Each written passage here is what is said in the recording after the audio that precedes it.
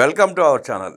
నమస్కారం. గోదావరి ఉగ్రరూపం దాల్చినప్పుడు ఎలా ఉంటుందో పోలవరం దాటిన తర్వాత చూడాలి. ఆంధ్రప్రదేశ్లో గోదావరి ప్రవేశించిన దగ్గర నుంచి ఎంత ఉగ్రరూపం దాలుస్తుందో చూస్తే గానీ అర్థం కాదు. అలాంటి గోదావరి నది మీద తెలంగాణ ప్రభుత్వం గతంలో కట్టిన కాళేశ్వరం ప్రాజెక్ట్ మేడిగడ్డ కుంగిపోవడం, ఇవాళ కాంగ్రెస్, బీజేపీ, బీఆర్ఎస్ ఆ ప్రాజెక్టుల మీద ఒకళ్ళు దుమ్మెత్తి పోసుకుంటూ మాట్లాడటం. కాళేశ్వరం ప్రాజెక్ట్ ఏంటి, కాళేశ్వరం ప్రాజెక్ట్ అక్కడే ఎందుకు కట్టారు, ఎక్కడ కడితే బాగుండి ఉండేది, ప్రజలకు ఉపయోగపడేది, అక్కడ జరిగిన అవకతవకలేంటి, అదే చంద్రబాబు నాయుడు గారు ఉంటే గోదావరి మీద తెలంగాణలో ప్రాజెక్ట్ ఎక్కడ కట్టి ఉండేవారు అనేక ప్రశ్నలు తెలుసుకునే ప్రయత్నం చేద్దాం. విశ్లేషించడానికి మనతో పాటు ఉన్నారు గోదావరి కనివాసి విశ్వనాథ్ గారు. వారిని అడిగి మరిన్ని విశేషాలు తెలుసుకుందాం. జై తెలంగాణ. నమస్తే తెలంగాణ. నమస్తే విశ్వనాథ్ గారు. సార్, మనం ఈ టాపిక్ లోకి వెళ్ళక ముందు జరంత మాకు కొంచెం చిన్న సబ్మిషన్ ఉంది సార్. అసలు ఈ నాగార్జున యాదవ్ అంటే ఎవరు సార్? ఆయన స్థాయి ఏంది? ఆయన మా సీఎం అనడానికి ఎంత తోడాడు? వైఎస్ఆర్ కాంగ్రెస్ పార్టీ అధికార ప్రతినిధి. అంటే వైఎస్ఆర్ పార్టీ అధికార ప్రతినిధి అంటే ఏమంటే అది మాట్లాడేస్తాడా? ఒక మా సీఎం గారు రేవంత్ రెడ్డి గారు చిన్న స్టేజ్కి వెళ్ళి ఒక్కొక్క స్థాయికి వెళ్ళి ఆయన ఎంతో కష్టపడి ఎన్నో లెవెల్లో వెళ్ళి ఇవాళ ఆయన సీఎం పొజిషన్కి వచ్చిన అట్లాంటి పర్సన్ పట్టుకొని ఉన్నది లేనిది అన్నట్టు అట్లా మాట్లాడేస్తారా సార్? అసలు వాళ్ళు ఏ ఉద్దేశంతో ఇట్లా తెలంగాణ వాళ్ళ మీద ఈ మధ్య మల్టిపుల్ గా మాట్లాడుతూ మొదలు పెట్టిండ్రు సార్ ఈ వైఎస్ఆర్సీపీ వాళ్ళు? మాట్లాడాడు, పోలీసులు అరెస్ట్ చేశారు, తీసుకొచ్చారు, రిమాండ్ జరిగింది. కాకపోతే కేవీఆర్ అనే యూట్యూబర్ని అరెస్ట్ చేసినప్పుడు తెలంగాణ ప్రాంతంలో కొంతమంది మేధావులు ఎలా రౌండ్ టేబుల్ సమావేశం పెట్టి రెచ్చిపోయి మాట్లాడారో, పచ్చిబూతులు ఎట్లా తిట్టారో మనం చూసాం. ఇవాళ తెలంగాణ ముఖ్యమంత్రి రేవంత్ రెడ్డి గారిని ఆ రకంగా దూషిస్తూ, అవమానపరుస్తూ, కించపరుస్తూ మాట్లాడితే ఒక్కళ్ళు మాట్లాడాల. ఎందుకనంటారు? ఇది ఏంటంటే సార్, అదే చెప్తున్నాను. ఇప్పుడు నేను ఇందాక మన క్వశ్చన్లో మీరు అబ్జర్వ్ చేసినో లేదో, వైఎస్ఆర్సీపీ వాళ్ళు మా తెలంగాణ వాళ్ళని ఎందుకు ఇట్లా ఇబ్బంది పెడుతున్నారు అనేది నేను అడిగినా మిమ్మల్ని. మీరు అర్థం చేసుకున్నారో లేదో, ఈ నవీన్ యాదవ్ ఇంతకుముందు వీళ్ళందరూ కూడా ఎందుకు తెలంగాణ మీద ఉన్నది లేనిది ఉన్నట్టుగా మాట్లాడి లేనిపోయిన ద్వేషాలని రెగలు కొడుతున్నాం. మేము చాలా పీస్ఫుల్గా ఉంటాం సార్ తెలంగాణ వాళ్ళం. మేము ఎవరి విషయాల్లోకి వెళ్ళాం, ఎవరి జోలికి వెళ్ళాం. అట్లాంటిది మా ప్రతినిధి సీఎం గారు, ఆయన ఏ పార్టీ అనేది పక్క పెట్టండి, ఇప్పుడు రేపు మా కేసీఆర్ గారు కానీ, మా రేవంత్ రెడ్డి గారు కానీ, మా తెలంగాణ బిడ్డలు, మా తెలంగాణకి ఒక ఐకానిక్ వాళ్ళు, టాల్ లీడర్స్ వాళ్ళు, అట్లాంటి వాళ్ళని ఇష్టం వచ్చినట్లు నోటికి ఎందుకు వస్తాయి అట్లా ఎట్లా మాట్లాడతారు? తెలంగాణ ప్రాంతంలో ముఖ్యమంత్రి రేవంత్ రెడ్డి గారికి బీఆర్ఎస్ నాయకులు జరుగుతున్న వార్ మధ్యలో వచ్చి మాట్లాడిన వ్యక్తే నాగార్జున యాదవ్. ఎందుకు మాట్లాడాడు ఏంటంటే, బీఆర్ఎస్కి వైఎస్ఆర్ కాంగ్రెస్ పార్టీకి ఉన్న అనుబంధం అట్లాంటిది. సోషల్ మీడియా ఒకటే రన్ అవుతూ ఉంటుంది, రెండు పార్టీలతో కలిపి. రేవంత్ రెడ్డి గారు మాట్లాడుతున్న మాటలను తట్టుకుని వాళ్ళు సమానం చెప్పలేక వైఎస్ఆర్ కాంగ్రెస్ పార్టీ అధికార ప్రతినిధిని అడ్డం తీసుకొచ్చి పెట్టి తిట్టిస్తున్నారు వాళ్ళు. ఇది అస్సలు కరెక్ట్ కాదు సార్. మేము తెలంగాణ వాళ్ళందరం కూడా దీనికి ఎగెనెస్ట్. మా ముద్దు బిడ్డ అయిన మా తెలంగాణ బిడ్డ ఆయన మా సీఎం మీద ఎవరైనా ఏమైనా మాట్లాడితే మాత్రం మేము ఖచ్చితంగా ఖండిస్తున్నాం సార్. దానికి మేము ఏపీ గవర్నమెంట్ కూడా, మా హోమ్ మినిస్టర్ గారికి కూడా మేము మెసేజ్లు పెట్టినాం. ఇట్లాంటి వాళ్ళని మీరు ఇమీడియట్ గా కట్టడి చేయాలి. అసలు ఆ బ్లూ ఛానల్ అది మేము చిన్నప్పుడు మా దోస్తులు వీళ్ళందరూ బులుగు ఛానల్ దట్టి ఛానల్ అది చూడద్దురా భయ్, అవి గలీజ్గా ఉంటాయి. దాని ఏం సార్ ఈ బ్లూ ఛానల్, అది సాక్షి ఆ బ్లూ కలర్లో పెట్టుకుని అలా అందరూ మాట్లాడేదే మొత్తం బూతులు ఇవే తప్ప అసలు కంటెంట్ ఉండదు, ఇంటెంట్ ఉండదు. బూతులు, విషప్రచారం, ఇదే తప్పుడు రాతలు. ఏమో మా తెలంగాణ వాళ్ళ మీదకి వచ్చి ఇట్లా పడుడేంది సార్ వీళ్ళు? చెప్తున్నాం సార్, సాక్షి టీవీ మీద ఇమ్మీడియట్గా ఆ కన్సర్న్ మినిస్ట్రీ ఎవరు ఉన్నారో వాళ్ళు ముందుగా దానికి యాక్షన్ చేసుకోవాలి. ఆ ఓనర్ ఎవరు ఉన్నారో వాళ్ళు వచ్చి మా రేవంత్ రెడ్డి గారికి సారీ చెప్పాలి సార్. సారీ చెప్పాలి. సాక్షి మీడియా మొన్న ఎవరైతే నాగార్జున యాదవ్ అనే వ్యక్తి మాట్లాడాడో, హైదరాబాద్ నడిబొడ్డున కూర్చుని, సాక్షి స్టూడియో ఉంది కూడా హైదరాబాద్ నడిబొడ్డునే, ఆ ఛానల్ కేంద్ర కార్యాలయం ఉంది కూడా ఇక్కడ హైదరాబాద్లోనే, మాట్లాడించిన వ్యక్తి కొమ్మినేని శ్రీనివాసరావు జర్నలిస్టు. ఆయన ఉండేది కూడా ఇక్కడే. మీరు ప్రశ్నించండి, వాళ్ళని నిలదీయండి. మీరు చెప్తున్నాం సీదా ఇప్పుడే మేము కన్సర్న్ మినిస్ట్రీ ఎవరు ఉన్నారో వాళ్ళకి మా సబ్మిషన్ సార్. అట్లానే మన డీజీపీ ఆనంద్ గారికి కూడా మా సబ్మిషన్ ఏంటంటే, వీళ్ళు చేస్తున్న విష ప్రచారాలని మీరు ఐడెంటిఫై చేయండి సార్. ఇట్లాంటి వాళ్ళ వల్ల మన తెలంగాణలో పీస్ ఆఫ్ మైండ్ లేకుండా అవుతుంది. అట్లాంటిది మన సీఎం గారిని ఎవరో వచ్చి అన్నమ్మకుడు వచ్చేసి ఎట్టుముచ్చినట్టు మాట్లాడు రైట్ కాదు సార్. వీళ్ళ మీద సాక్షి న్యూస్ ఛానల్ మీద ఇమ్మీడియట్గా యాక్షన్ తీసుకోవాలని ఒక సగటు తెలంగాణ పౌరుల లెక్క నేను కోరుకుంటున్నాను సార్. ఆనంద్ గారు ప్లస్ కన్సర్న్డ్ మినిస్ట్రీ గారు, మీరు సోమోటోగానో తీసుకుంటారో, ఏ విధంగా తీసుకుంటారో తీసుకొని మా సీఎం రేవంత్ రెడ్డి గారికి వాళ్ళ ద్వారా క్షమాపణ చెప్పించాలి సార్ ఇమ్మీడియట్గా.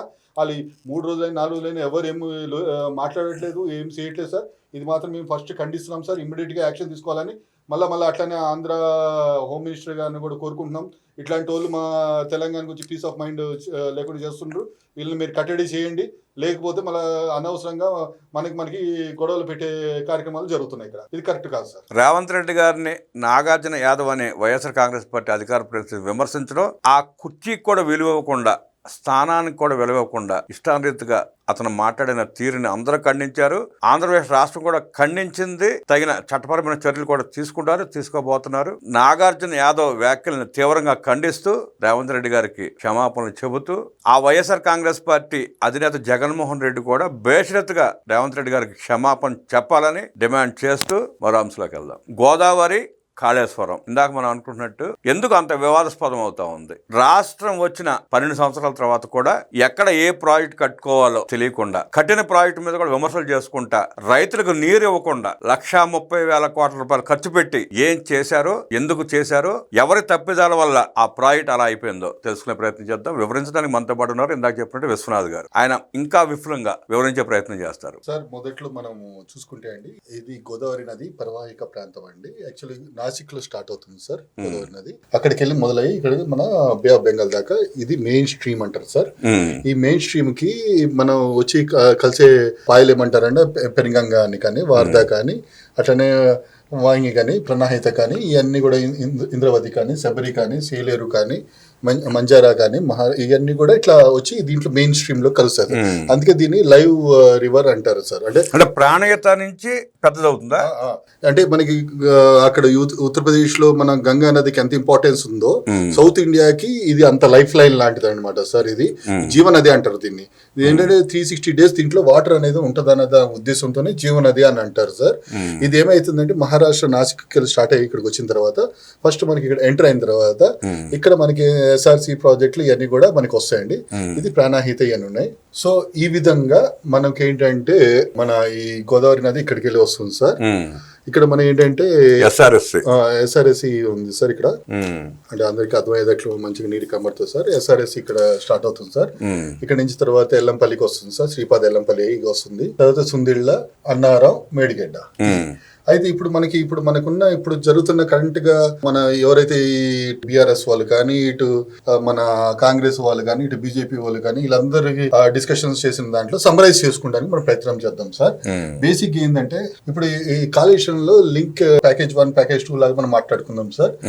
బేసిక్ ఏంటంటే మనం ఫస్ట్ ఇక్కడికి వెళ్ళి ఏంటంటే ఛత్తీస్గఢ్, ఇటు మధ్యప్రదేశ్కి వెళ్ళి ఇట్లా వస్తుంది ప్రాణాహిత యాక్చువల్ రివర్ సార్ ఇది.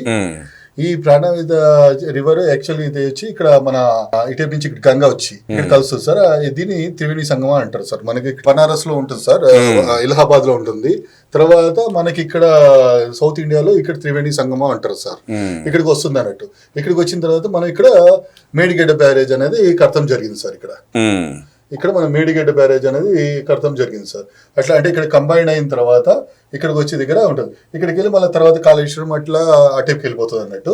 ఇక్కడ దాకా వచ్చేదాని వరకే మనం తెలంగాణ రీజియన్ కింద ఉంటుంది సార్. సో ఇప్పుడు ఏమైందంటే సార్, ఇప్పుడు ఈ కాళేశ్వరం ప్యాకేజెస్ లో ఏంటంటే ఫస్ట్ మనకి ఎల్లంపల్లి ఇవన్నీ కూడా మనకు ఉన్నాయి సార్. ఇది అప్పుడు బిఫోర్ మన కేసీఆర్ సార్ ఇనిషియేషన్ ముందు ఇవన్నీ ఉన్నాయట.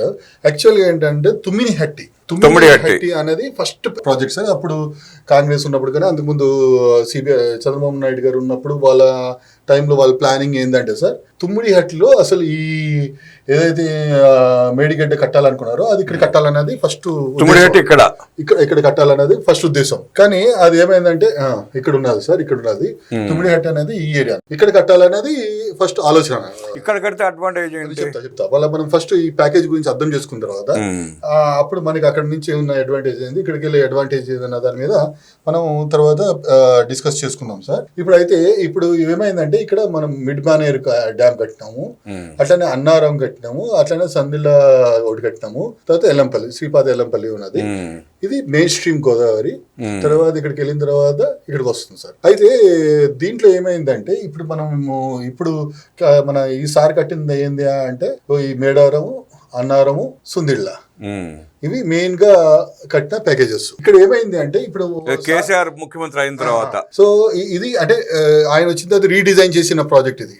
యాక్చువల్ గా సార్ మన ఎన్డీఎస్సీ రిపోర్ట్ లో ఏమైందంటే క్లియర్ గా national safety authority national dam safety authority ఏదైతే ఇచ్చిందో దాంట్లో ఏం చెప్పిందంటే క్లియర్ గా ఏంటంటే డిజైన్ ఒక లెక్క ఉన్నది, కన్స్ట్రక్షన్ ఒక లెక్క ఉన్నది, కన్స్ట్రక్షన్ చేసిన దానికి ఆపరేషన్ మెయింటెనెన్స్ ఇంకో లెక్క ఉన్నది. ఇది అసలు ఇది దేనికి సూట్ లేకుండా ఏదో అట్లా కట్టేసింటారు తప్ప దానికి కరెక్ట్గా సిస్టమ్ అనేది జరగలేదన్నది మాత్రం వాళ్ళు క్లియర్ గా మెన్షన్ చేస్తాం జరిగింది సార్. అంటే ప్రాజెక్ట్ లా కట్టలే అది అట్లా జరగలేదన్నది వాళ్ళ ఎన్డీఎస్సీ రిపోర్ట్ లో క్లియర్ గా మెన్షన్ చేస్తాం జరిగింది సార్. అయితే ఇప్పుడు ఇదేంటంటే సార్ ఇప్పుడు ఈయన ఆలోచన ఏముంది అంటే మన కేసీఆర్ గారు ఆలోచన ఏముందంటే ఇక్కడికి వెళ్ళి ప్రాణాహితకి వెళ్ళి వచ్చిన వాటర్ మళ్ళీ ఇట్లా గోదావరికి వెళ్ళి వచ్చిన వాటర్ ఇక్కడ కొంచెం మనం ఇది 100 FLT లెవెల్ అని అంటారు సార్ దీన్ని. ఇది ఇప్పుడు దీన్ని ఏమంటారు అంటే ఇట్లా బెడ్ లెవెల్ వచ్చి +89 ఉంటుంది సార్. FRL లెవెల్ అనేది 100 mm ఉంటుంది సార్. కెపాసిటీ వచ్చి 16.17 TMC అనేది ఉంటుంది సార్. దీనికి కెపాసిటీ అనమాట సార్. అయితే ఏంటంటే ఎప్పుడైనా సరే మన సమాజం మనకు తెలిసినప్పుడు మన చిన్నప్పటికి వెళ్ళి మనం ప్రాక్టికల్ గా మనం చూస్తే ఏంటిది అంటే పైన నీళ్ళు పోస్తే కిందికి వెళ్తాయి అది లెక్క కదా. సో అదేంటంటే ప్రాణాహితకి వెళ్ళి వచ్చిన వాటర్ డౌన్ స్ట్రీమ్ లోకి ఇక్కడికి వస్తున్నాయి అన్నట్టు. ఇక్కడ మనకి ఏంటంటే ఆయన ఉద్దేశం ఏంటంటే మనకి డ్రాట్ వచ్చినప్పుడు అంటే ఎప్పుడైనా మనకి వానలు లేనప్పుడు ఏమైనా లేనప్పుడు ఇక్కడ మనం డెడ్ వాటర్ స్టోరేజ్ చేసుకొని ఇక్కడికి వెళ్ళి రివర్స్ తెచ్చుకోవాలన్నది ఆయన ఒపీనియన్ అన్నట్టు. అది ఆయన ఉద్దేశం అంటే మేడిగడ్డ నుంచి రివర్స్ తీసుకొస్తారు మన గోదావరిలో ఆయన అట్లా రివర్స్ తెచ్చుకోవాలన్నది ఆయన ఉద్దేశం అనమాట. అట్లా ఇప్పుడు అది మేడిగడ్డ అండి, ఇక్కడ దీన్ని రివర్స్ తీసుకొస్తారు ఎట్లా? కాదు అట్లా కాదు. ఇప్పుడు ఏమైతుందంటే ఇట్లా వాటర్ వస్తుంది కదా, ఇక్కడ గంగాకి వెళ్ళి వస్తుంది, ఇట్లా గోదావరికి వెళ్ళి వస్తుంది, ఇటు ప్రాణాహితకి వెళ్ళి వస్తుంది కదా, ఇట్లా రెండింటికి వెళ్ళి వస్తుంది కదా. ఈ రెండు వాటర్ ఇక్కడ స్టోర్ అవుతుంది అన్నట్టు. ఈ మొత్తం స్టోరేజ్ ఇదంతా స్టోరేజ్ అవుతుంది. ఇది దీని కెపాసిటీ వచ్చి 16.17 TMC అన్నట్టు.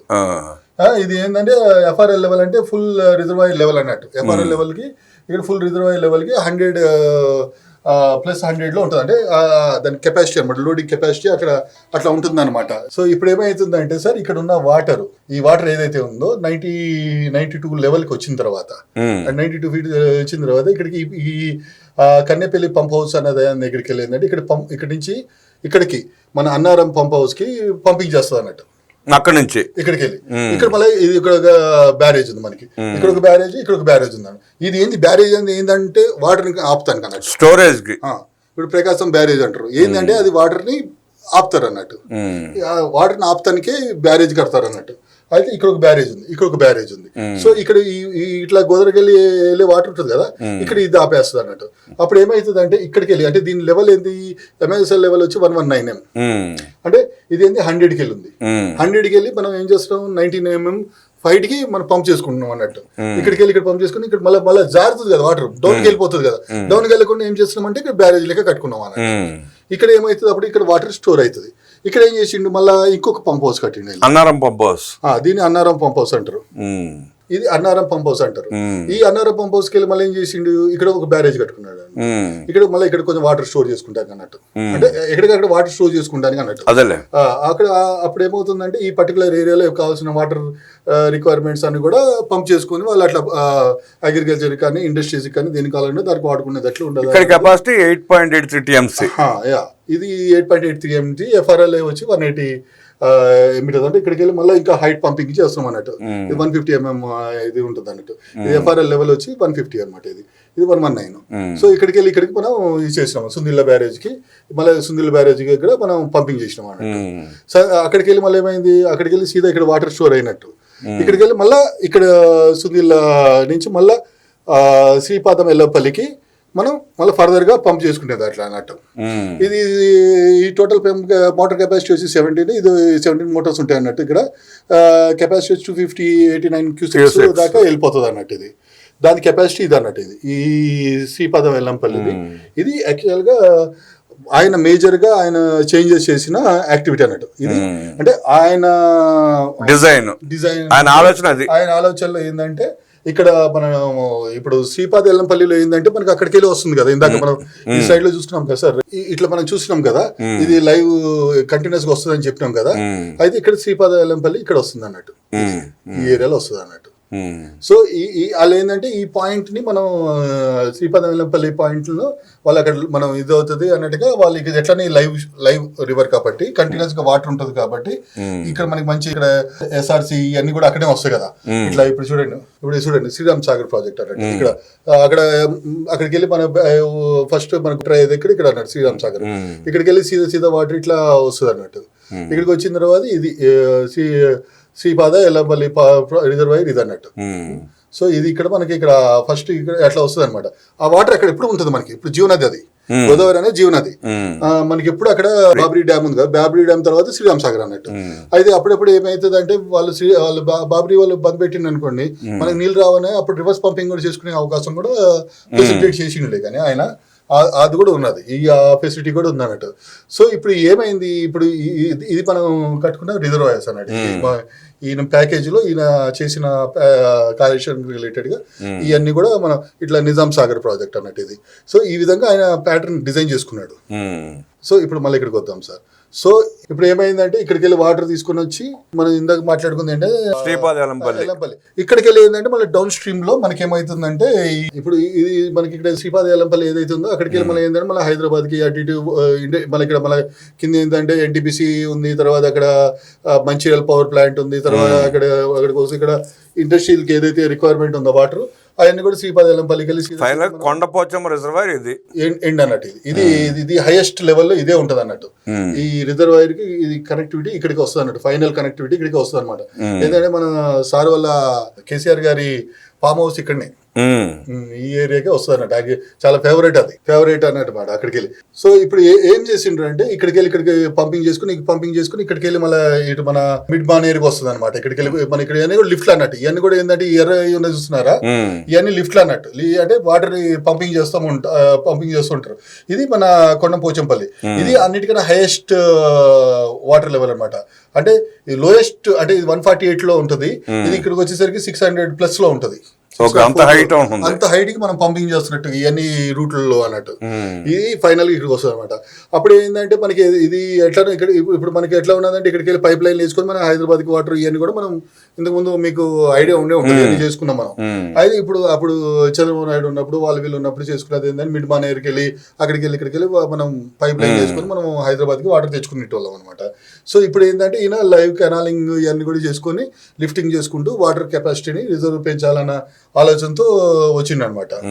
సో ఆయన ఫేవరెట్ ఏంటంటే మల్లన్న సాగర్ ప్లస్ కొండపోచమ్మ అన్నమాట. ఆయన ఫుల్ ఫేవరెట్ ఇది అన్నట్టు. సో ఇప్పుడు జరుగుతున్నది ఏంటంటే సార్, ఇప్పుడు జరుగుతున్న కొండ మల్లన్న సాగర్ అంటే కొండ మన గజ్వేల్ కాన్స్టిట్యున్సీలో ఉంటుందా? అంటే మన ఇక్కడ సిరిసిల్ల సిద్దిపేట అవన్నీ వస్తాయి కదా, అక్కడికి వెళ్ళి మళ్ళీ తర్వాత ఇక్కడికి వస్తుంది అనమాట అది. సో ఇప్పుడు ఫస్ట్ మనం ఇక్కడికి వెళ్ళి మాట్లాడుకుందాం సార్. ఈ పర్టికులర్ బ్యారేజ్ ఇప్పుడు ఏంది లొల్లి, ఇప్పుడు వీళ్ళందరూ ఏంటి, కాంగ్రెస్ వాళ్ళేమో మేము పెట్టము అంటున్నారు, టీఆర్ఎస్ వాళ్ళేమో పంపిణీ చేయండి అని అంటున్నారు, బీజేపీ వాళ్ళు ఇంకో రకం వర్షన్ చూపిస్తున్నారు. అందరూ ఒక్కొక్క రకమైన వాళ్ళ మళ్ళీ ఎవ్వరు ఒకళ్ళు టెక్నికల్ బ్యాక్గ్రౌండ్ లేని వాళ్ళే, ఎవరు మళ్ళీ క్వాలిఫైడ్ గా మరి టెక్నికల్ గా వాళ్ళు చెప్పించే పరిస్థితి ఉందో లేదో మరి నాకు తెలియదు. అయితే ఒకసారి మాకు అనిపించేది ఏంటనేది మేము చెప్తాను, ట్రై చేస్తూ ఉంటాను సార్. బేసిక్ ఏంటంటే ఎప్పుడైనా సరే మనం ఒక బ్యారేజ్ కానీ ఒక డ్యామ్ కానీ మనం కట్టేటప్పుడు ఏంటంటే రాక్ సైజ్ చూస్తాం. మీరు సపోజ్ శ్రీశైలం చూడండి, కొండల మధ్యలో కొట్టారు. ప్రకాశం బ్యారేజ్ చూడండి, కొండల ధవళేశ్వరం బ్యారేజ్ చూడండి, కొండల రాక్ తగిలే వరకు వెళ్తారు. రాక్స్ అంటే ఎక్కడైనా సరే మన కొండల ప్రాంతంలోనే మనం ఎక్కువ ఫోకస్ చేసుకుంటాం, అక్కడే కట్టుకుంటాం. ఎందుకు అంటే మనకి వాటర్ ప్రెషర్ చెప్పలేము అన్నట్టు. అది ఎంత పెద్ద కొండలనైనా కోసేస్తాం. మీకు తెలుసు పెద్ద చెట్లు కొండలు అన్నిటిని లాకెళ్ళిపోతుంది వాటర్ సైక్లోన్ ఎఫెక్ట్ అయినప్పుడు అప్పుడు. సో దానికి ఏంటంటే లూజ్ సాయిల్ ఉన్నా శాండ్ ఉన్నా కూడా అది ఒక్కొక్కసారి డేంజర్ అవుతుంది అనమాట. అయితే ఏమైంది, మన ఎన్డిఎస్సి రిపోర్ట్ ఏం చెప్పింది అంటే ఇప్పుడు ఏదైతే మనకి మిడ్ మానేరు 23 అక్టోబర్లో అది మన 6 మీటర్స్ దాకా 6 ఫీట్ దాకా అది 7th నెంబర్ పిల్లరు కుంగింది. ఆ తర్వాత 21 దాకా ఒకటి 1 ఫీట్ 2 ఫీట్ అట్లా కుంగినాయి అన్నట్టు. మనం అక్కడికి వెళ్ళి సైడ్కి వెళ్తే తెలుస్తుంది అన్నట్టు. అట్లా 6 ఫీట్కి వెళ్ళి అట్లా 1 మీటర్ దిక్క ఇట్లా కుంగినాయి అన్నట్టు. ఇప్పుడు అక్కడ స్టోరేజ్ చేయలేదు, వాటర్ స్టోరేజ్ చేసి ఏం లేదు సార్, మొత్తం కథమైపోతుంది. ఇది ఎందుకు అట్లా అయింది, అసలు కారణం ఏంది? 23 అక్టోబర్ నాడు అక్టోబర్ ఇయర్లో ఏమైంది, ఎందుకని కుంగిపోయింది అన్న దాని మీద మనం కొంచెం విశ్లేషిద్దాం. ఏమైంది అంటే సార్ అప్పుడు మనకి బాగా సైక్లోన్లు వచ్చినాయి. మనం ఏంటంటే దీని స్టోరింగ్ కెపాసిటీ అనేది ఉంటుంది అనమాట. ఇది యాక్చువల్గా ఈ రిజర్వాయర్ ఈ బ్యారేజ్లు ఏదైతే ఉందో దీన్ని మ్యాక్సిమం చెప్పినా కూడా ఆయన 8 TMC అట్లా 16 TMC అని చెప్పినా కూడా అది ఏంటంటే శాండ్ ఉండటం వల్ల అంత కెపాసిటీ అది తట్టుకోలేదు. ఇక్కడ ఏమైందంటే 30 TMC దాకా వాళ్ళు పొజిషనింగ్ చేశారు. దీని ఎంత కెపాసిటీ 16 TMC. వాళ్ళు 30 TMC దాకా ఆపిండ్రు. ఆపినప్పుడు ఏమైంది, వాటర్ చాలా ప్రెషర్ ఉంటుంది సార్, దానికి చాలా ఫోర్స్ ఉంటుంది, దాన్ని అప్పుడు అంత ఈజీ కాదన్నట్టు. గ్రౌండ్ నుంచి కోసుకుంటే అది ఏమైంది అక్కడ మనము దానికి మనకి ఇప్పుడు సపోజ్ ఇట్లా పిల్లర్ ఉంది అనుకో, ఇక్కడ ఏం చేస్తాం కొంచెం గట్లు వేసి ఇట్లా కొంచెం అంటే మన రీటైనింగ్ వాల్ అన్నట్టుగా కట్టుకుంటాం. దాని తర్వాత యాప్రాన్ ఉంటుంది అనమాట. ఈ యాప్రాన్ రీటైనింగ్ వాల్ ఇవన్నీ కూడా ఏమైంది, అవన్నీ కొట్టుకుపోయినాయి. ఏమైపోయింది, దానికి వెళ్ళి కింద ఇసుక ఉంటుంది, ఆ ఇసుక కిందకి వెళ్ళిపోయింది వాటర్. ఆ ఇసుక కిందకి వెళ్ళి బొక్కలు పడిపోయినాయి అన్నట్టు, పెద్ద పెద్ద బొక్కలు పడినాయి అన్నట్టు. ఆ బొక్కలకి మనం ఎంతగానో అంటే 2019కి వెళ్ళి ఇట్లా 2020లో ఒకసారి అయింది, 21లో కూడా ఒకసారి అయింది, 22లో కూడా అట్లా అయింది. కానీ ఆ బొక్కలు ఏం చేసిండ్రు వీళ్ళు, గ్రౌటింగ్ చేసుకుంటూ దానికి వెరైటీస్ ఆఫ్ గ్రౌటింగ్స్ ఉన్నాయన్నమాట. 3 వెరైటీలు ఉంటాయి, అవి చేసుకుంటూ ఏదో అట్లా మెయింటైన్ చేసిండ్రు. కానీ తప్ప that is not a clear solution because it again is a cost to come down all those things. It's a very big cost. So uh KCR sir అంటే మళ్ళీ వీళ్ళు ఇంజనీర్లు భయపడింటారు ఏంటో, మళ్ళీ ఆయన చెప్పలేదు, మళ్ళీ ఏందో మళ్ళీ వాళ్ళు మొత్తం. అయితే ఇది ఏమైందంటే అప్పుడు మన పెద్ద పెద్ద బొక్కలు పడిపోయినట్టు, అసలు అది ఆగే ప్రసక్తే లేదు, వాటర్ ఆ ఫోర్స్కి వాటర్ ఆగే ప్రసక్తి లేదన్నట్టు. అట్లా కొట్టుకుంటూ వెళ్ళిపోయినాయి. అట్లా కొట్టుకుంటూ వెళ్ళడం వల్లనే కుంగిపోయినాయి అన్నట్టు. ఈ 7 నెంబరు కానీ మన అంత 7 పక్కన 22 దాకా 21 నుంచి 7 దాకా అన్నీ కుంగినాయి అన్నట్టు. అందువల్ల ఇప్పుడు వాళ్ళు ఏం చెప్పిండ్రు, ఎన్డీఎస్ఏ రిపోర్ట్లో ఏం చెప్పిండ్రు అంటే ఏ కూడా 3 ఆపరేట్ చేయొద్దు. ఈ 3 బ్యారేజ్లు సేమ్ టెక్నాలజీతో కట్టిండ్రు, ఇసుకలో కట్టిండ్రు. సో ఇది ఖచ్చితంగా డ్యామేజ్ అవుతుంది. ఈ డ్యామేజ్ అయిందంటే మనం ఖచ్చితంగా మనం రీటైన్ చేసుకోలేము. ఏంటంటే చాలా ఎక్స్పెన్సివ్ అండ్ చాలా ఇది అయిపోతుంది. సో దాన్ని మనం ఫస్ట్ అండ్ ఫార్మోస్ట్ దానికి మరమ్మతులు అయిన తర్వాతే మనం ఇప్పుడు మరమ్మతులు చేసినా మళ్ళీ అదే పరిస్థితిగా మళ్ళీ వరదలు వచ్చినప్పుడు గట్టిగా వర్షాలు వచ్చినప్పుడు సాయిల్ కదిలిపోయే అవకాశం ఉంటుంది. ఐడియా ఉందో లేదో, మనకి ఇది పోలవరం రిజర్వాయర్ అప్పుడు కాపర్ డ్యామ్ అనే ఒక కాన్సెప్ట్ విని ఉంటారు మీరు. అది తర్వాత మన కొట్టుకుపోయింది, మళ్ళీ దాన్ని ఖరాబ్ అయితే మళ్ళీ డయాఫ్రమ్ వాల్ ఖరాబ్ అయితే బాగు చేశారు, మళ్ళీ కాపర్ డ్యామ్ మళ్ళీ వేసిండ్రు. అట్లా మనం ఏదో ఒక ఆప్షన్ గా వేసుకోవాలన్నట్టు. అక్కడికి వెళ్ళి ఆ ఇసుక ఉన్నది కాబట్టి ఇసుకని ఆపాలంటే మరి కాపర్ డ్యామ్ లెక్కనే వేసుకోవాలన్నట్టు. అది ఇంకా ఆప్షన్ లేదు మనకి, అదే బెస్ట్ ఆప్షన్ అన్నట్టు. మనం అట్లానే వేసుకొని మళ్ళీ జరంతా ఆపుకోవాలన్నమాట. కాపర్ డ్యామ్లు అవి వేసుకొని మనం అడ్డుకట్టాలి. అయితే ఇది ఏమైంది, ఆయన మొదల్లో రేవంత్ రెడ్డి గారు వచ్చిన టైంలో అలా ఏంటంటే ఆ కమిషన్ అని, ఈ కమిషన్ అని, ఆ ఇంట్రాగేషన్ అని ఆ లొల్లి నడిచింది. సరే దాని తర్వాత రిపోర్ట్లు వచ్చినాయి. ఆ రిపోర్ట్లకి ఇలా కమిషన్ రిపోర్ట్లు వచ్చిన తర్వాత మళ్ళీ తర్వాత సిబిఐ అన్నారు, అదన్నారు, ఇదన్నారు, అది ఎక్కడికి వెళ్ళిందో అట్లా పడి ఉంది అన్నట్టు. సో వాళ్ళు ఏంటంటే మళ్ళీ ఇప్పుడు ఎప్పుడైతే ఇంట్రాగేషన్ ఏమైనా జరుగుతున్నప్పుడు అప్పుడు ఎవరిని రిపేర్ చేయాలన్నా కూడా ఆయన అయ్యే సాధ్యం ఉండదు కదా సార్. లీగల్గా ఉన్నప్పుడు డిస్ప్యూట్ ఉన్నప్పుడు ఆ డిస్ప్యూట్ రిజాల్వ్ అయిన తర్వాతే కదా మనం పని చేయాలి. అందుకోసమని అది కొంచెం జరంతా డిలే అయిందేమో అని నేను అనుకుంటున్నాను. అందువల్ల వాళ్ళు ముట్టుకోలేదేమో ఈ పనిని అన్నది నేను అనుకున్నా. అయితే ఇప్పుడు వీళ్ళది ఏంది, ఇప్పుడు మనకి ఏంటంటే ఎలినో ఎఫెక్ట్ ఉన్నది. ఎలినో ఎఫెక్ట్ వల్ల ఏమైంది, ఈ మన ఎల్లంపల్లి ఏవైతే ఉందో అది డ్రై అయింది, మనకి పైకి వెళ్ళి వాటర్ రావట్లేదు. మన శ్రీరామ్ సాగర్ అక్కడికి వెళ్ళి మనకి నీళ్లు రావట్లేదు అన్నట్టు. ఈ నీళ్లు రాకపోతే ఏమైంది, ఇక్కడ మన పంటలు ఇవన్నీ ఉన్నాయి కదా ఈ ఏరియాలో, ఈ పంటలన్నీ ఖరాబ్ అయిపోతాయి. ముందు ఇమ్మీడియట్ గా మీరు ఇక్కడ మేడారంకి వెళ్ళి ఇక్కడికి అంటే ఇక్కడ మన ఈ బ్యారేజ్కి వెళ్ళి మన పంప్ హౌస్ లో ఆన్ చేయండి. ఈ పంప్ హౌస్ లో ఆన్ చేసినప్పుడు ఇక్కడికి వెళ్ళి మనం అన్నారంకి బ్యారేజ్కి ఇచ్చుకుందాం. అన్నారంకి వెళ్ళి శుద్ధికి వెళ్ళి ఇచ్చుకుంటే మనకి ఇక్కడ ఇవన్నీ కూడా మళ్ళీ వాటర్ సర్క్యులేషన్ స్టార్ట్ అవుతుంది. దాని వాటర్ సర్క్యులేషన్ స్టార్ట్ అయినప్పుడు మళ్ళీ మన నాటులు వేసింటారు కాబట్టి నాటులకి మనం నీళ్ళు ఇచ్చిన వాళ్ళం అవుతాము. అది చేయండి అని వీళ్ళు ఒత్తిడి పెడుతున్నారు అన్నట్టు బీఆర్ఎస్ వాళ్ళు. ఈయనేమైందంటే ఇప్పుడు ఈ రేపొద్దున సేఫ్టీ అథారిటీ వాళ్ళు ఎవరైతే వాళ్ళు నో అని చెప్పిండ్రో మనకి దానికి ఎగెనెస్ట్కి వెళ్ళినాం అనుకోండి, అప్పుడు దానికి ఎగెనెస్ట్కి వెళ్ళినప్పుడు ఏమవుతుంది, రేపొద్దున మనకి దీనికి సెంట్రల్ ఎయిడ్ కూడా ఉంటాయి కొన్ని. ఈ సెంట్రల్ ఎయిడ్ వాళ్ళు ఖచ్చితంగా బంద్ పెడతారు. వాడు చెప్పినాక ఇప్పుడు దాకా ఏంటంటే మీరు ఒక విషయం తెలుసో లేదో, ఇప్పుడు దాకా మన స్టేట్ గవర్నమెంట్ పైసలతోనే ఇది కట్టడం జరిగింది. మొత్తం ఈ ప్రాజెక్టులు అంతా కూడా మన పైసలతోనే, మన స్టేట్ గవర్నమెంట్ పైసలతోనే జరిగింది అన్నట్టు. ఇప్పుడు దాకా ఈ ప్యాకేజ్ మొత్తం నడుస్తానికి కారణం ఏంటంటే మన స్టేట్ గవర్నమెంట్ పైసలతో నడిచినాయి అన్నట్టు. అయితే మనకి సెంట్రల్కి వెళ్ళి రావాల్సిన ఎయిడ్ ఉంది, మనకి ఇంకా చాలా సపోర్ట్లు ఉన్నాయి, అన్నీ ఉన్నాయి అన్నట్టు. ఇవన్నీ కూడా మనం ఇప్పుడు వాళ్ళకి ఎగ్నెస్ట్ చేసినాం అనుకో, వాళ్ళు రిపోర్ట్ ఎగ్నెస్ట్ చేస్తే ఖచ్చితంగా మనకి రేపొద్దున వాళ్ళ దగ్గర నుంచి ఇబ్బంది అయితే, రేపొద్దున ఏమైనా యాక్సిడెంట్ అయినా ఏమైనా అయినా నేషనల్ కెలామిటీ వస్తే వాళ్ళు పట్టించుకోరు, మనకేం సపోర్ట్ చేయరు అన్నట్టు. ఇలా కొన్ని కారణాలు ఉంటాయి, అంటే సిస్టమ్ ప్రకారం వెళ్తే మన ఇంకా ఫర్దర్ ఫ్యూచర్ లో మన సపోర్ట్ చేయరు అన్నట్టు. ఇప్పుడు కేసీఆర్ గారు ఆయన ఆలోచన ప్రకారం దీన్ని డిజైన్ చేశారనుకోండి, వాస్తవంగా మీ ఆలోచన ఎక్కడ కట్టుంటే బాగుండేది అంటారు? యాక్చువల్గా సార్ ఒరిజినల్ గా అయితే తుమ్మిడిహట్టియే సార్, తుమ్మిడిహట్టి. మీకు చిన్న ఎగ్జాంపుల్ చెప్తాను సార్. ఇప్పుడు మనకి ఏమైంది, చంద్రబాబు నాయుడు గారు గురించి మనం ఒక విషయంలో ఎందుకు ఆయన టర్న్ ఓవర్ స్పెషలిస్ట్, ఆయన క్రైసిస్ మేనేజ్మెంట్ ఎక్స్పర్ట్, అందరూ ప్రపంచంలో అందరూ ఎందుకు అంటారు అంటే, చిన్న ఉదాహరణ సార్. ఇప్పుడు మనం ఏదైతే మెడికెట్కి వెళ్ళి నెక్స్ట్ వచ్చేది కాళేశ్వరంకి వెళ్ళిన తర్వాత అట్లా మనకి మిగతా అటు స్ట్రీమ్లోకి వెళ్తుంది, ధవళేశ్వరం ఇవన్నీ కూడా వెళ్తూ ఉంటాయి.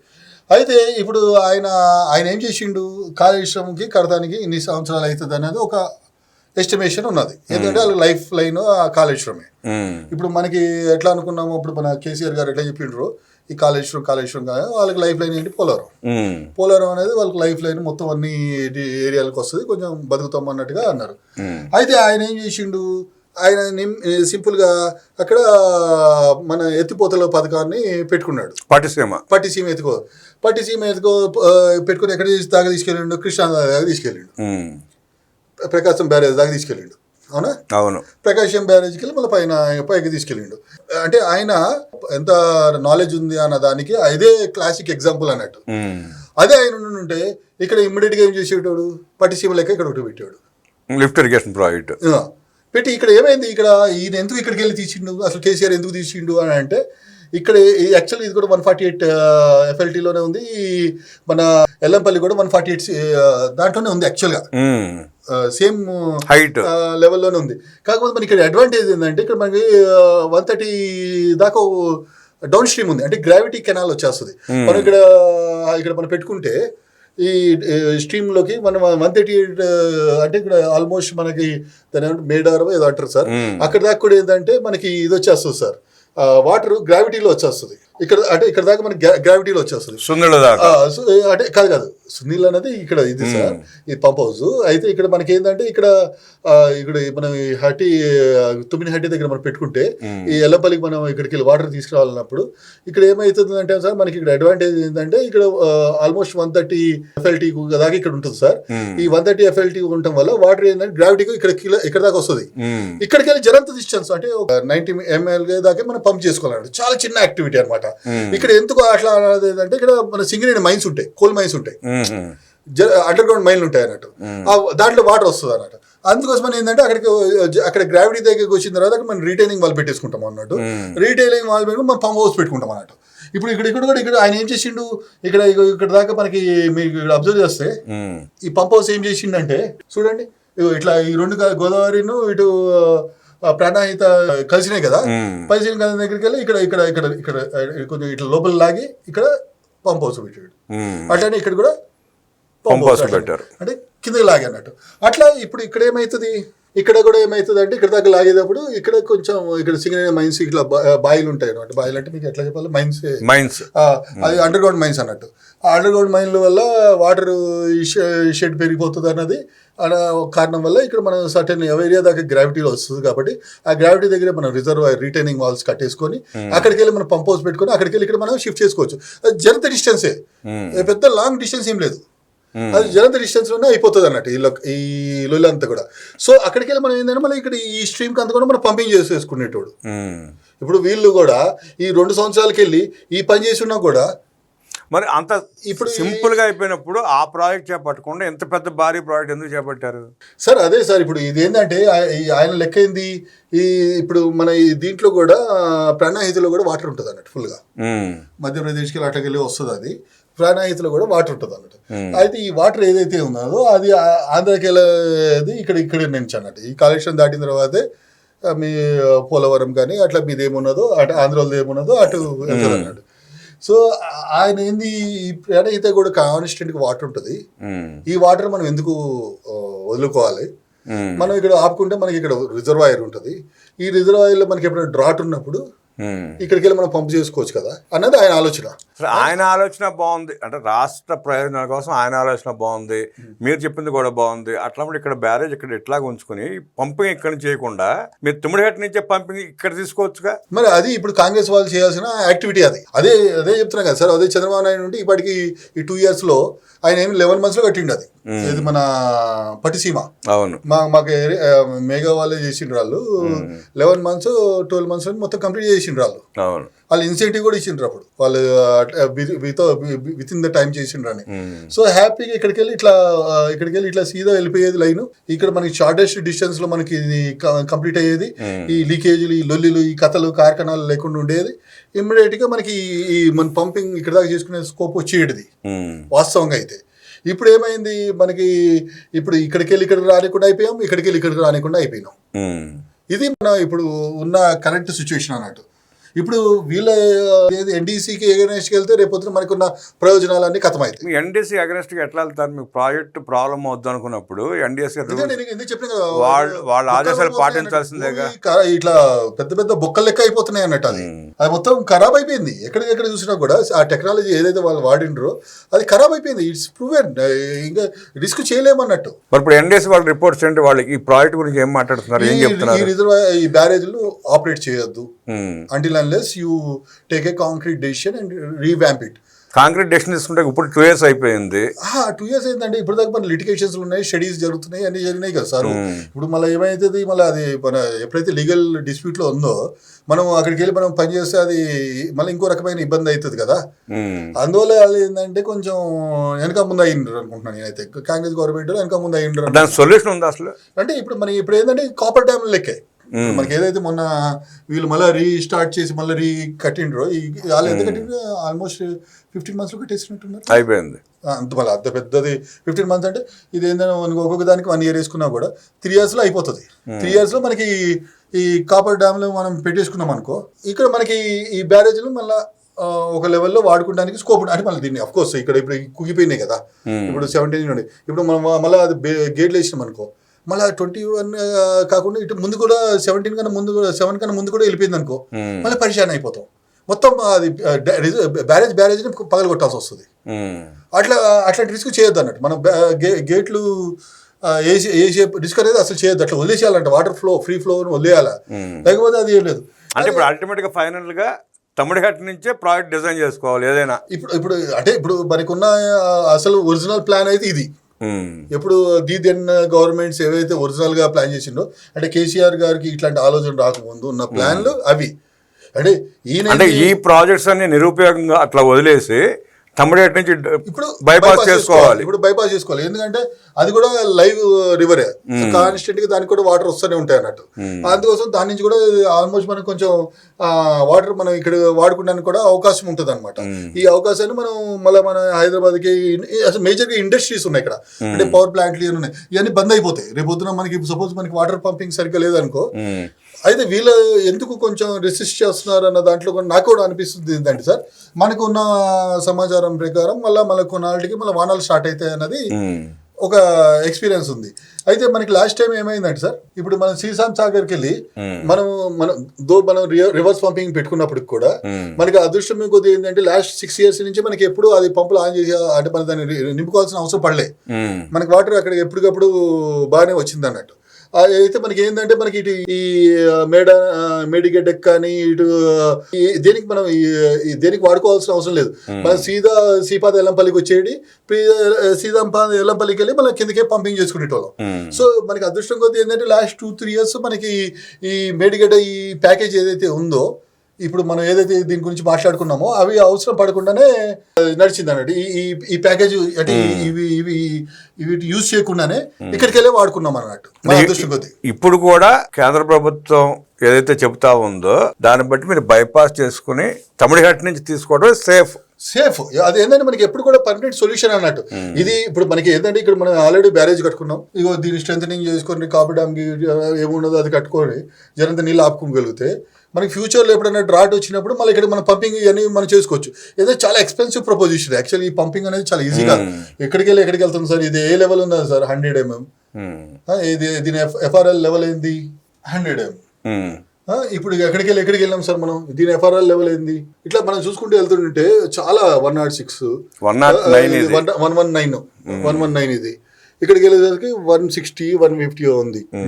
అట్లా పెరుగుతూనే ఉన్నది అన్నట్టు. సో మనం దీన్ని ఇక్కడికి వెళ్ళి ఇక్కడ పంపింగ్ చేయాలంటే it's a quite expensive proposition. So మనకి ఎట్లా ఆల్రెడీ మనం పొజిషనింగ్ చేసుకున్నాం కాబట్టి, ఆల్రెడీ మనం ఇన్వెస్ట్మెంట్ చేసినాం కాబట్టి, ఇన్వెస్ట్మెంట్ డెడ్ ఇన్వెస్ట్మెంట్ చేయకుండా మనకి ఉంటుంది కాబట్టి ఫ్యూచర్ లో మనకి ఎక్కడికైనా ప్రాణహిత నుంచి మనకి వచ్చిన వాటర్ ఇక్కడ రిజర్వ్ చేసుకొని ఇన్ కేస్ ఆఫ్ ఎమర్జెన్సీలో మనం ఇది 1 year లోపల 2 years లోపల మనం రెడీ చేసుకుంటే మళ్ళీ మనకి ఇక్కడ శ్రీపాద ఎల్లంపల్లికి వెళ్ళి మనం యూజ్ చేసుకోవచ్చు. ఇప్పుడు ఇమ్మీడియట్ గా మనం చేసుకోవాలంటే ప్రాణహితకి వెళ్ళి సీదా దానికి ఇక్కడ ఆల్రెడీ మనకు ఉన్నది, ఇక్కడ ఇంకొక రిజర్వాయర్ కూడా ఉంది. మన ఇప్పుడు ఇక్కడ ఏంటంటే ఆదిలాబాద్కి వెళ్ళి ఇటు నిర్మల్కి వెళ్ళి ఇటు వచ్చే వాటర్ ఏదైతే ఉందో అది కూడా మనకి 7.5 TMC దాకా మనకి అక్కడ రిజర్వాయర్ ఉందన్నట్టు. అక్కడికి వెళ్ళి మనం దీన్ని శ్రీపాదని మనం వాడుకోవచ్చు అన్నట్టు, చక్కగా దీన్ని యూజ్ చేసుకోవచ్చు. అయితే ఇప్పుడు ఇదంతా కూడా ఏంటంటే మనకి ఈ కారణాల వల్ల ఇది వైట్ ఎలిఫెంట్ లాగా మనకి అయిపోయింది అన్నట్టు, స్టేట్ కి బాగా బర్డెన్ లాగా అయిపోయింది. అదర్వైజ్ మనకి అక్కడికి వెళ్ళి సొల్యూషన్ ఉంటే ఇవాళ మనకి దీనికి ఒక డిఫరెంట్ ఛానలైజ్ ఉండేది, దానికి ఛానలైజ్ ఉండేది, దీని మీద లోడ్ పడేది కాదు. ఈ లోడ్ పడినప్పుడు ఏమవుతుంది, హ్యాపీగా మీకు ఈ రిజర్వాయర్ కుంగవేయడం కూడా కాదు, ఈ కుంగే పరిస్థితి కూడా ఉండేది కాదు. సో మనకి అంటే టిపికల్ గా చెప్పుకోవాలంటే ఎక్కడికి వెళ్తుందని, ఎక్కడికి వేస్తున్నాం సార్, మేడిగడ్డ FRL 100 ఎక్కడికి తీసుకెళ్తున్నాం మనం 624, ఇక్కడ కొండపోచమ్మ అంటే ఇట్లా ఎత్తి 624 అంటే 524 మీటర్ల హైట్ తీసుకొస్తున్నారు. 100 నుంచి అంటే 500 మీటర్లకి మనం పంపింగ్ చేసుకుంటే వెళ్తున్నాం అన్నట్టు. ఇదంతా కాస్ట్, ఇది హైయెస్ట్ బర్డెన్. ఇప్పుడు మీకు చిన్న ఎగ్జాంపుల్ చెప్తాను సార్. ఆయన పట్టిసీమ ఉంది, పట్టిసీమకి 1180 కోట్లు 1300 కోట్లు ఏమో అయింది సార్, 1180 అనుకున్నా. సరే మీరు అంటున్నారు కదా 13 అనుకున్నాం. 10 సంవత్సరాలు అయింది కట్టి. 10 సంవత్సరాలలో ఆయన 400+ TMC వాడారు. అక్కడ ఎంత ఖర్చు పెట్టి 1300 కోట్లు ఖర్చు పెట్టి, ఇక్కడ మనం 1,00,000 కోట్లు ఖర్చు పెట్టినాం. 1,00,000 కోట్ల కన్నా ఎక్కువే ఖర్చు పెట్టినాం. ఎంత వాడినాం ఆ ప్రపోర్షనేట్ చూడండి.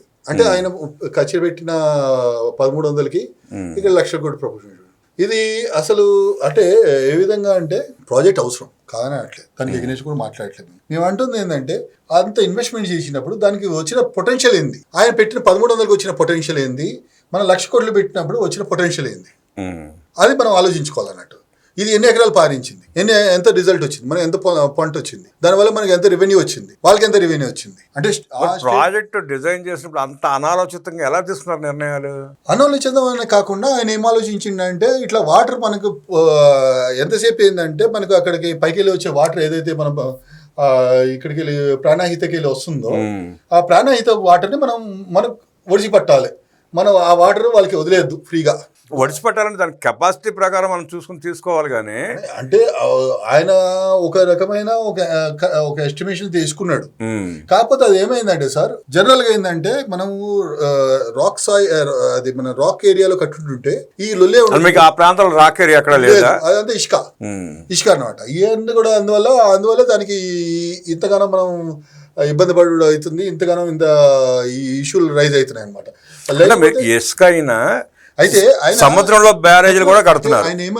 ఆయన ఏంటంటే సార్ ఇమ్మీడియట్ గా అయిపోవాలి, 3 సంవత్సరాలు అయిపోవాలి, 4 సంవత్సరాలు అయిపోవాలి, నేను ప్రూవ్ చేసుకోవాలన్న ఒక టెన్షన్ లో టెక్నాలజీని కరెక్ట్ గా అడాప్ట్ చేసుకోలేకపోయాడు. ఇప్పుడు మిగతా వాళ్ళు ఇప్పుడు శ్రీశైలం ఉంది, లేకపోతే నాగార్జున సాగర్ ఉంది, ఎప్పుడైనా విన్నారా సార్ ఇట్లాంటి వాళ్ళు? అది దాని కెపాసిటీలు ఎంత? ఇప్పుడు మనకి ఎదురు సార్ శ్రీరామ్ సాగర్ ఉంది, ఎప్పుడు కట్టింటారు సార్ అది? ఇప్పుడు నిజాం సాగర్ ఉంది, ఎప్పుడు కట్టింటారు సార్ అది? ఇప్పుడు దాకా ఏమైనా చిక్కు చేతున్నాయా సార్? ఏమైనా లొల్లు ఉందా సార్ అవిడికి? 10 సంవత్సరాలు ముఖ్యమంత్రిగా పరిపాలన చేసి కాళేశ్వరం లాంటి వైట్ ఎలిఫెంట్ ని తెలంగాణ ప్రజల మీద వేసి ఇవాళ ఫామ్ హౌస్ నుంచి బయటకు రాకుండా ఆయన సాధించింది ఏంటో తెలంగాణ ప్రజలకి ఆయన ఏం చేశాడో సమాధానం చెప్పాల్సిన అవసరం కల్వకుంట్ల చంద్రశేఖరరావుకి ఉందంటూ, అదే తమ్ముడేట నుంచి బైపాస్ చేసుకున్నట్టయితే ఇన్ని ఇబ్బందులు ఉండేవి కావని 100 మీటర్ల ఎత్తు నుంచి 550 మీటర్లు ఎత్తిపోయేటువంటి ఎంత వ్యయ ప్రయాసాలకి ఓర్చి ఆ నీరు తెచ్చుకోవాలో, ఈ పరిస్థితుల్లో కాళేశ్వరం ప్రాజెక్టుని ఏం చేయాలో కూడా అర్థం కాని పరిస్థితుల్లో ప్రభుత్వం తల్లడిల్లుతా ఉంటే ఇవాళకి బీఆర్ఎస్ పార్టీ నాయకులు ఆ కాళేశ్వరం గురించి చెప్పినప్పుడు చెప్పకుండా చెప్తున్నారంటూ ఎక్కడైనా తమిళేటి నుంచి బైపాస్లో తీసుకొస్తే ప్రజల కష్టాలు గట్టేక అవకాశం ఉందంటూ విశ్లేషించిన విశ్వనాథ్ గారికి ధన్యవాదాలు తెలియజేస్తూ నమస్కారం.